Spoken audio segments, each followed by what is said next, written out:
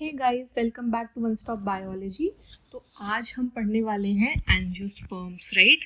और आज हम बेसिकली आपका चैप्टर 3 एनसीईआरटी क्लास 11th का जो कि है प्लांट किंगडम, वो ख़त्म भी कर देंगे और हम नेक्स्ट वीडियो से एनिमल किंगडम स्टार्ट कर देंगे। आई होप आपने पहले के सारे वीडियोज़ देखे हों। तो बेसिकली हमने पहले के सारे वीडियोज़ में from starting plant kingdom cover करा है, राइट। और चैप्टर 1 और चैप्टर 2 भी कवर करा है। तो आइए स्टार्ट करते हैं एंजियोस्पर्म्स।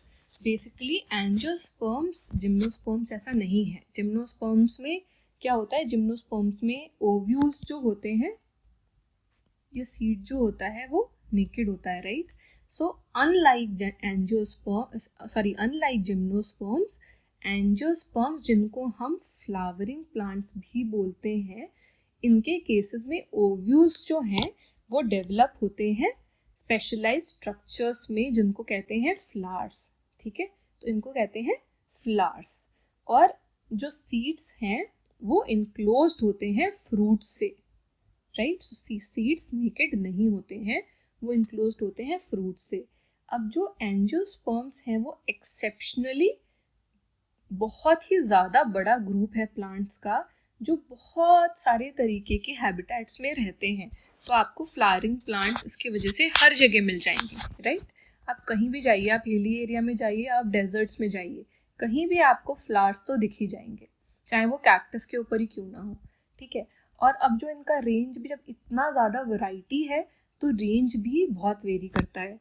तो माइक्रोस्कोपिक भी हो सकते हैं, जैसे वोल्फिया केस में होता है, और यूकेलिप्टस के जैसे बड़े पेड़ भी होते हैं जिनकी हाइट 100 मीटर से भी ज़्यादा होती है ना। और क्योंकि अब ये इतने वाइड वैरायटी में पाए जाते हैं, तो ये ह्यूमन बींग्स के लिए, ये हमारे लिए बहुत ही इम्पॉर्टेंट भी हैं, बिकॉज हमें ये बहुत सारी चीज़ें प्रोवाइड करते हैं। जैसे कि ये हमें फूड प्रोवाइड करते हैं, ये हमें फॉडर प्रोवाइड करते हैं जानवरों के लिए, राइट। ये फ्यूल का काम करते हैं, वुड को हम एज फ्यूल यूज़ करते हैं।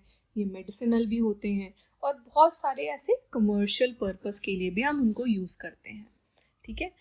अब जो एंजियोस्पर्म्स होते हैं उनको हम डिवाइड करते हैं 2 क्लासेस में, या तो वो डाइकोटिलेडन्स होते हैं और या तो वो मोनोकोटिलेडन्स होते हैं। सो बेसिकली जब जर्मिनेशन होता है एंजियोस्पर्म्स में, तो या तो वो 2 कोटिलेडन बनाते हैं या तो वो 1 कोटिलेडन बनाते हैं। अगर वो 2 बनाते हैं तो उनको डाइकोटिलेडन्स बोलते हैं, अगर वो 1 बनाते हैं तो उनको मोनोकोटिलेडन्स बोलते हैं। अब जो ये फर्टिलाइजेशन होता है एंजियोस्पर्म्स में, वो बहुत इंपॉर्टेंट है, ठीक है। तो फर्टिलाइजेशन कैसे होता है कि जो मेल सेक्स ऑर्गन है उसको हम बोलते हैं स्टेमन, ठीक है। और हर स्टेमन का स्ट्रक्चर कैसा होता है कि एक स्लेंडर फिलामेंट होता है और उसके ऊपर एंथर होता है। तो जैसे कि अगर मैं ऐसे बनाऊं कि एक ये ऐसे स्लेंडर फिलामेंट हो गया, ठीक है, और फिर इसके ऊपर ये हो गए एंथर, ठीक है। तो ये हो गया स्टेमन का स्ट्रक्चर, ठीक है। और ये जो एंथर है यही पॉलन ग्रेन बनाता है, ठीक है। तो बेसिकली यहीं पर पॉलन ग्रेन्स होते हैं, ठीक है। वैसे ही फीमेल सेक्स ऑर्गन को क्या बोलते हैं, फीमेल सेक्स ऑर्गन को बोलते हैं पिस्टल और कार्पल। और फीमेल सेक्स ऑर्गन में क्या होता है, स्टिग्मा, स्टाइल और ओवरी। तो कुछ ऐसा स्ट्रक्चर होता है, ठीक है। तो ये ऊपर जो पॉलन ग्रेन रिसीव करता है ये होता है स्टिग्मा, फिर एक ट्यूब जैसी होती है जो होती है स्टाइल, और फिर एक राउंडेड स्ट्रक्चर होता है जिसको हम बोलते हैं ओवरी, ठीक है।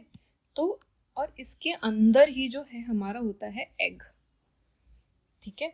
तो अब जो पिस्टल या कार्पल है वो कंसिस्ट करता है ओवरी, ठीक है, और जिसके अंदर एक या एक से ज़्यादा ओव्यूल्स हो सकते हैं। और इन ओव्यूल्स के अंदर क्या होता है, तो बेसिकली इन ओव्यूल्स के अंदर बहुत ही रिड्यूस्ड फॉर्म में फीमेल गैमेटोफाइट होता है जो कि हैप्लॉइड होता है। और बेसिकली ये जो फीमेल गैमेटोफाइट होता है इसको हम बोलते हैं एम्ब्रायो सैक, ठीक है। और एम्ब्रायो सैक के पहले होता है मियोसिस, ठीक है। और हर एक एम्ब्रायो सैक जो है इसमें अलग अलग तरीके के सेल्स होते हैं, ठीक है। तो बेसिकली 3 सेल्ड एग apparatus होता है। ये क्या होता है, 3 सेल्ड एग apparatus, ठीक है। और एक इसमें क्या होते हैं, तो 3 तरीके के बेसिकली सेल्स होते हैं। एक होता है इसमें एग सेल, ठीक है, सिनर्जिड्स होते हैं जो 2 होते हैं नंबर में, 3 एंटीपोडल सेल्स होते हैं और 2 पोलर न्यूक्लियाई होते हैं। तो बेसिकली इन सबका अपना अपना फंक्शन है, ठीक है। जैसे कि जो पोलर न्यूक्लियाई है ये फ्यूज करके डिप्लॉयड सेकेंडरी न्यूक्लियस बनाता है, ठीक है। अब होता कैसे है फर्टिलाइजेशन, तो बेसिकली पॉलन ग्रेन्स जब जर्मिनेट होते हैं आकर स्टिग्मा पर, ठीक है, तो बेसिकली हम क्या देखते हैं कि पॉलन ग्रेन्स स्टिग्मा पर आकर जर्मिनेट हुए, है ना। अब जैसे ही पॉलन ग्रेन जर्मिनेट होते हैं स्टिग्मा पर, तो पॉलन ट्यूब ग्रो होता है अंदर, ठीक है। तो यहाँ पर जैसे आप देख रहे हैं स्ट्रक्चर, ये पॉलन ग्रेन्स है, राइट। अब ये जब यहाँ पर आकर अटैच होते हैं स्टिग्मा पर, तो ये ऐसे एक पॉलन ट्यूब बनाते हैं, ठीक है। और इसी पॉलन ट्यूब से जो मेल गैमेट्स हैं, 2 मेल गैमेट्स होते हैं, वो एग के अंदर एंटर कर जाते हैं, ठीक। तो वैसे इन्होंने क्या करा कि पॉलन ट्यूब बनाया, ठीक है, और इसमें से 2 मेल गैमेट है जो कि जाकर जो इनका एग होता है उसके अंदर एंटर कर जाते हैं, ठीक है। तो यही यहाँ पर लिखा है कि पॉलन ट्यूब जो है वो एंटर करते हैं एम्ब्रायो सैक में और दोनों मेल गैमेट्स जो है वो अंदर डिस्चार्ज हो जाते हैं। अब जो 2 मेल गैमेट्स होते हैं उसमें से एक मेल गैमेट क्या करता है, एग सेल से फ्यूज करता है, ठीक है, और क्या बनाता है, जाइगोट बनाता है। ये जो फ्यूजन है इसको कहते हैं सिंगमी, ठीक है। और जो दूसरा मेल गैमेट है वो एक डिप्लॉयड सेकेंडरी न्यूक्लियस बनाता है जिसको कहते हैं triploid primary endosperm nucleus, PEN उसका शॉर्ट फॉर्म है, ठीक है। अब क्योंकि यहाँ पे 2 फ्यूजन हो रहे हैं, ठीक है, एक मेल गैमेट एग सेल से फ्यूज कर रहा है और दूसरा डिप्लॉयड सेकेंडरी न्यूक्लियस से फ्यूज कर रहा है, इसी वजह से हम एंजियोस्पर्म्स के फर्टिलाइजेशन को डबल फर्टिलाइजेशन बोलते हैं। गाइस ये बहुत इंपॉर्टेंट टर्म्स हैं, आपको इसका मतलब क्लियरली पता होना चाहिए, आपको ये सब समझना चाहिए अच्छे से, ठीक है। अब जो जाइगोट बना, अब इसके बाद फ्यूजन से जो जाइगोट बना, सिंगमी के बाद जो जाइगोट बना वो बनाता है एम्ब्रायो, ठीक है। और ये एम्ब्रायो एक कॉटिलेडन का भी हो सकता है और 2 कॉटिलेडन का भी हो सकता है।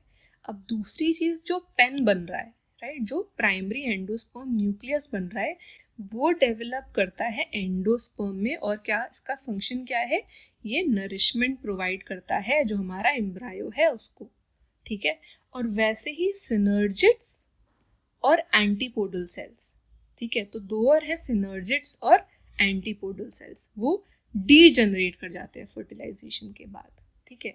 और इन्हीं इवेंट्स के टाइम पे जो ओव्यूल है वो डेवलप कर जाता है सीड में और जो ओवरीज हैं वो डेवलप कर जाती हैं फ्रूट में, ठीक है। तो एक बार हम डायग्राम में भी इनकी लाइफ साइकिल देख सकते हैं। तो यहाँ आप देख रहे हैं कैसे लाइफ साइकिल है ना। मैं ये एक्स्ट्रा जो है वो डिलीट कर देती हूँ पहले, हाँ क्लियर हो गई स्क्रीन। तो आप देख रहे हैं सबसे पहले क्या है, एक फ्लावर है, राइट, एक फ्लावरिंग प्लांट है। इससे 2 पार्ट्स हैं, एक है मेल और दूसरा है फीमेल ऑर्गन, राइट। आप देख रहे हैं मेल में है एंथर और फिलामेंट जो मैंने डायग्राम बनाया था, और फीमेल में है स्टिग्मा, स्टाइल और ओवरी, ठीक है। अब जो मेल इनका ऑर्गन है वो बना रहा है माइक्रोस्पोरेंजियम, जो कि बना रहा है मियोसिस से माइक्रोस्पोर, और ये माइक्रोस्पोर डेवलप हो जा रहा है पॉलन ग्रेन में, ठीक है। वैसे ही इनका जो फीमेल सेक्स ऑर्गन है वो बना रहा है मेगास्पोरेंजियम, ठीक है, जिसके अंदर मेगास्पोर मदर सेल है, और ये एंड में बना दे रहा है एग, ठीक है। अब ये आप देखिए कि पॉलन ग्रेन यहाँ पहुंचा और उसने फर्टिलाइज कर दिया और 2 गैमेट्स हैं जो अंदर चले गए। अब इनमें से एक गैमेट क्या हुआ कि एग सेल से फ्यूज करके जाइगोट बना दिया सिंगमी के थ्रू, राइट, फर्टिलाइज करके, और यही फिर डिवाइड होता गया और बनाया एम्ब्रायो, और फिर ये फाइनली डेवलप होकर बन जाता है फ्लावरिंग प्लांट अगेन, ठीक है। तो ये लाइफ साइकिल है एंजियोस्पर्म की, ठीक है। तो इसमें बेसिकली हमने एंजियोस्पर्म पूरा कवर कर लिया एज पर एनसीईआरटी सिलेबस। हम और डिटेल में भी पढ़ेंगे एक बार जब हम एनसीईआरटी सीरीज खत्म कर देंगे और दूसरी बुक स्टार्ट करेंगे, ठीक है। अब इसके बाद जो लास्ट टॉपिक बचता है वो है प्लांट की लाइफ साइकिल और एक और टर्म जो है ऑल्टरनेशन ऑफ जनरेशन। तो आपने बेसिकली पूरे टाइम 2 फेजेस पढ़े हैं जो बहुत इंपॉर्टेंट है, राइट। एक फेज है गैमेटोफाइट का और दूसरा फेज है स्पोरोफाइट का। तो ये है क्या एग्जैक्टली वो देखते हैं, ठीक है। सो बेसिकली प्लांट्स हमने क्या देखा कि दोनों हैप्लॉइड और डिप्लॉइड सेल्स जो हैं वो डिवाइड करते हैं माइटोसिस से, राइट। और ये जो एबिलिटी है डिवीजन की वो फॉर्म करती है क्या, 2 डिफरेंट प्लांट बॉडी, ठीक है। और ये 2 डिफरेंट प्लांट बॉडी क्या है, एक है हैप्लॉइड और दूसरी है डिप्लॉइड। और 2 ये जो बॉडीज हैं ये क्या करती हैं कि ऑल्टरनेट करती रहती हैं एक दूसरे से, ठीक है। अब कुछ के केस में क्या होता है कि हैप्लॉइड फेज बहुत ज़्यादा प्रोमिनेंट और डोमिनेंट होता है और कुछ में डिप्लॉइड फेज प्रोमिनेंट या डोमिनेंट होता है, ठीक है। तो जो हैप्लॉइड फेज है वो प्रोड्यूस करता है क्या, गैमेट। हैप्लॉइड फेज जो है वो गैमेट प्रोड्यूस करता है और ये जो प्लांट्स होते हैं इनको हम बोलते हैं गैमेटोफाइट। ये जो फेज है वो होता है गैमेटोफाइट फेज, ठीक है। और इसके बाद क्या होता है कि फर्टिलाइजेशन होता है और जाइगोट फिर से माइटोसिस में से डिवाइड होकर क्या बनाता है, डिप्लॉइड फेज जो कि है स्पोरोफाइट फेज, ठीक है। तो ये स्पोरोफाइट प्लांट बॉडी बना लेता है।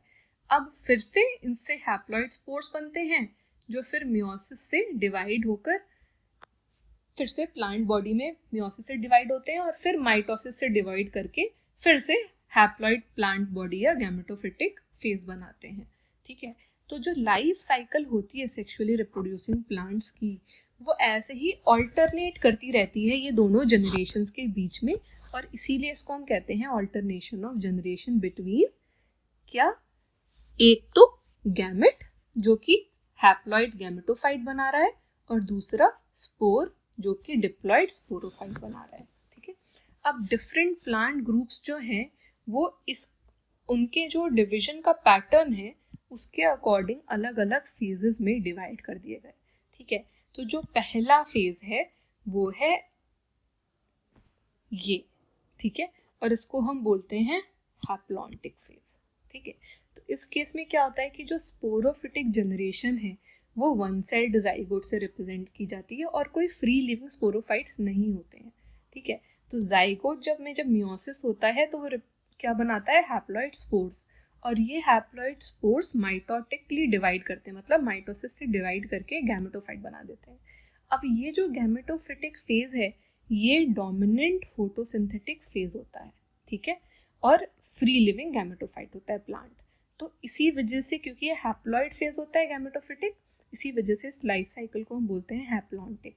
तो बहुत सारे एल्गीज में हमने देखा था कि एल्गीज के केस में जैसे वॉलवॉक्स, पायरोगाइरा और कुछ क्लेमाइडोमोनास के स्पीशीज में हैप्लॉन्टिक लाइफ साइकिल होती है। तो यहाँ अगर आप डायग्राम भी देखेंगे तो क्या देख रहे हैं कि जो हैप्लॉन्टिक फेज है वो बड़ा है साइकिल में, राइट, और जो डिप्लॉन्टिक फेज है ये बेसिकली डिप्लॉन्टिक फेज है, राइट। तो ये छोटा है, ये जल्दी खत्म हो जा रहा है, राइट, और गैमेटोफिटिक फेज हैप्लॉन्टिक फेज ज़्यादा बड़ा है ना। अब दूसरा जो फेज है वो है जस्ट ऑपोजिट इसका जो कि है डिप्लॉन्टिक फेज, ठीक है। अब यहाँ पर क्या होता है कि जो डिप्लॉइड स्पोरोफाइट है वो डोमिनेंट है, ठीक है, और अलग अलग उसके फीचर्स क्या हैं, dominant, photosynthetic, independent phase of the plant. तो जैसे वहाँ पर गैमेटोफिटिक फेज इंडिपेंडेंट फेज था वैसे ही है यहाँ पर स्पोरोफिटिक फेज इंडिपेंडेंट फेज है। अब यहाँ पर जस्ट उल्टा हो गया कि गैमेटोफिटिक फेज जो है वो single to few celled haploid gametophytes को रिप्रेजेंट करता है, ठीक है।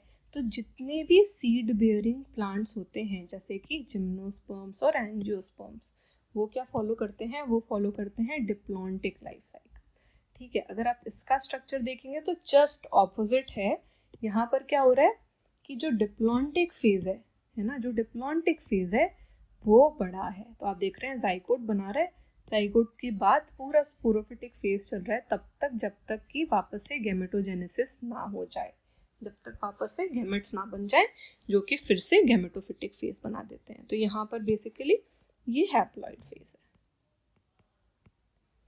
ठीक है, अब तीसरा और लास्ट जो लाइफ साइकिल है, जो तीसरी लाइफ साइकिल है, वो है कहीं दोनों का मिक्सचर।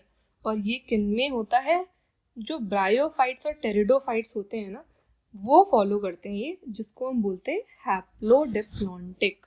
ठीक है, तो ये बेसिकली कहीं डिप्लॉन्टिक और हैप्लॉन्टिक के बीच का फेज है। इसमें क्या होता है कि डोमिनेंट, तो बेसिकली दोनों फेजेस मल्टीसेल्यूलर होते हैं, ये एक तो याद रखना। गैमेटोफिटिक फेज भी मल्टीसेल्यूलर होता है और स्पोरोफिटिक फेज भी मल्टीसेल्यूलर होता है। अब यहाँ पर क्या होता है कि dominant independent photosynthetic thalloid thallus और इरेक्ट फेज होता है हैप्लॉइड गैमेटोफाइट, और ये ऑल्टरनेट करता है शॉर्ट लिव्ड मल्टीसेल्यूलर स्पोरोफाइट। ठीक है, और ये जो है स्पोरोफाइट फेज है वो टोटली या पार्शियली डिपेंडेंट होता है गैमेटोफिटिक फेज के फॉर एंकरेज एंड न्यूट्रिशन। तो जब आपने बेसिकली ये डायग्राम देखा था ब्रायोफाइट्स के केस में, तो कैसे देखा था कि नीचे ऐसे राइजोइड्स होते हैं, उसके बाद कुछ लीव्स वाले स्ट्रक्चर्स होते हैं, राइट, लीफ लाइक, और फिर उसके बाद एक स्पोरोफिटिक फेज होता है कुछ ऐसा। ठीक है, तो ये जो होता है स्पोरोफिटिक और ये जो होता है एंकरेज और न्यूट्रिशन के लिए गैमेटोफिटिक फेज होता है, राइट। तो बेसिकली हम इसी फेज की बात कर रहे हैं। ठीक है, अब सारे ब्रायोफाइट्स में ये पैटर्न होता है। क्या होता है कि एक डोमिनेंट इंडिपेंडेंट फोटोसिंथेटिक फेज होता है, ठीक है, और वो फॉलो होता है मल्टीसेल्यूलर स्पोरोफिटिक फेज में। ठीक है, अब दूसरा क्या तरीका है कि डिप्लॉयड स्पोरोफाइट जो है वो रिप्रेजेंट होता है dominant independent photosynthetic nuclear vascular plant body. Guys please ये टर्म्स याद रखिएगा। तो dominant independent photosynthetic vascular plant body, और ये ऑल्टरनेट करता है मल्टीसेल्यूलर स्पोरोफिटिक और autotrophic independent but short lived haploid gametophyte. अब ये किस केस में होता है, ये बेसिकली होता है टेरिडोफाइट्स के केस में। तो टेरिडोफाइट्स के केस में बेसिकली जस्ट उल्टा होता है, स्पोरोफिटिक फेज ज़्यादा डोमिनेंट होता है, बट जो गैमेटोफिटिक फेज होता है वो भी मल्टीसेल्यूलर होता है बट शॉर्ट लिव्ड होता है। तो अगर आप इसका डायग्राम देखेंगे तो आप देखेंगे कि हैप्लोडिप्लॉन्टिक लाइफ साइकिल में ऑलमोस्ट इक्वल होता है स्पोरोफिटिक और गैमेटोफिटिक फेज, राइट। तो ये हमारा डिप्लॉन्टिक फेज है स्पोरोफाइट का, और ये हैप्लॉन्टिक फेज है गैमेटोफाइट का, है ना। ये गैमेटोफाइट का फेज है और ये स्पोरोफाइट का फेज है। देख रहे हैं आपकी ये ऑलमोस्ट बराबर है। ठीक है, तो यहाँ पर आप देखिए स्पोर्स बने, गैमेटोफाइट है, गैमेटोजेनेसिस हुआ, फिर गैमेट्स बने, उनकी सिंगमी हुई, जाइगोट बना, और फिर उससे स्पोरोफाइट स्पोर्स बन गए, है ना। लेकिन ये फेज ऑलमोस्ट इक्वल है। ठीक है, तो ये हमारे 3 लाइफ साइकिल हो गए। कौन कौन से हमने पढ़े, हैप्लॉन्टिक, जैसा कि बहुत सारे एल्गीज में होता है, डिप्लॉन्टिक जो कि सारे जिम्नोस्पर्म्स और एंजियोस्पर्म्स में होता है, और हैप्लो डिप्लॉन्टिक जो कहीं दोनों के बीच में है, जो ब्रायोफाइट्स और टेरिडोफाइट्स के केस में होता है। ठीक है, तो इसके साथ हमने चैप्टर 3 फाइनली फिनिश कर दिया है। ठीक है, अब हम इसके बाद जो है एनिमल किंगडम शुरू करेंगे जल्दी से। आई होप आपको ये चैप्टर समझ में आया होगा, आई होप आपको ये वीडियो समझ में आया होगा। गाइज अगर आपको ये वीडियो समझ में आया है तो प्लीज़ इसको लाइक कीजिए और अपने फ्रेंड्स से शेयर ज़रूर कीजिए सो दैट उनको भी हेल्प मिल सके। अगर आपको कुछ भी इस चैप्टर में या इस वीडियो में नहीं समझ में आया है तो इट्स हाई टाइम कि आप मुझे अभी मैसेज करके अपने डाउट्स क्लियर कर लें। ठीक है, आप मुझे कमेंट सेक्शन में भी मैसेज करके डाउट क्लियर कर सकते हैं, और आप मुझे जो नंबर दिया है व्हाट्सएप का इस वीडियो के डिस्क्रिप्शन में, वहाँ भी मैसेज करके डाउट क्लियर कर सकते हैं। ठीक है, आई होप आपको ये समझ में आएगा। प्लीज़ चैनल को सब्सक्राइब कीजिए for all the updates. Thanks guys, bye bye.